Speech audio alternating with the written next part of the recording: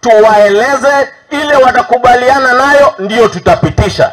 Ile nyingine tutakaa chini tuangalie, kwa sababu pia lazima tupate pesa. Katika hii budget tumeweka sasa hivi, tumeweka milioni 50 katika kila constituency ili watu wetu waweze kupata stima. Nimeona viongozi wengine kutoka Central, kutoka Mlima, walienda kule Limuru, wakaita Limuru 3.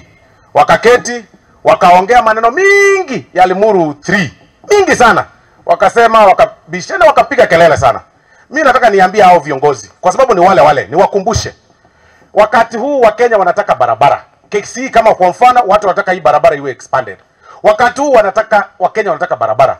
Si kujiangalia tu sisi kabila fulani, sisi community. Na nikumbushe viongozi wa Mlima ya kwamba mkikutana msiwe tu lawama kwa rais. You control the government, you control the country. You actually own half of this government. You have no reason to complain. You have no reason to bring unnecessary squabbles to the national government. Tafadhali tuheshimiane.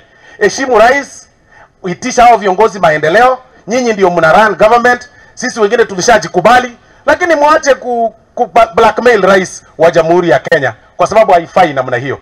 Hata mimi siwezi taka tax kwa mkate.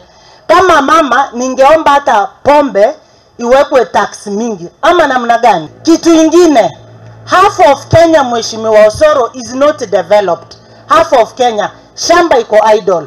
Wakipata mtu ameweka hata eka 20 halimi, tax hiyo shamba. Mtu akishindwa kulipia tax, ipande mboga, mahindi, watu wapate chakula. Lakini mkate kwa kina mama yenye tunapatia watoto asubuhi wanaenda shule, hapo jameni, tutaki kusikia hata kidogo. Even our president, a very hard working man, my best friend, he cannot allow to increase tax. So for a commodity, for a poor person, we will make sure that everything we do to promote our hustlers and our nation. Mihango ya kuine kirugamite faraine ya Kagundo guthie Machakos na ni thutha wa ruhonge rwa Kenya gukorwo kiambika mihango ya